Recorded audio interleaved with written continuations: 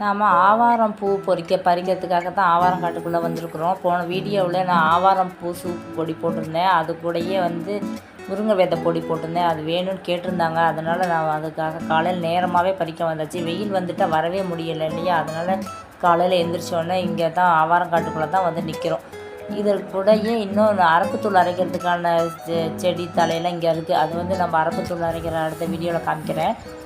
இப்போ ஆவாரம்பூ பறிச்சிட்டு போய் இதை ஆவாரம்பூ சூப்பு தயாரிக்கலாம், ஆவாரம்பூ டீ, அதே மாதிரி முருங்கை விதை பொடியும் தயாரிக்கணும். ஆவாரம்பூ டீக்கும் சூப்புக்கும் என்ன வித்தியாசம்னு கேட்குறீங்கன்னா, ஆவாரம்பூ சூப்பில் நம்ம மிளகு ஜீரகம்லாம் போட்டு கொஞ்சம் காரமாக இருக்கும்.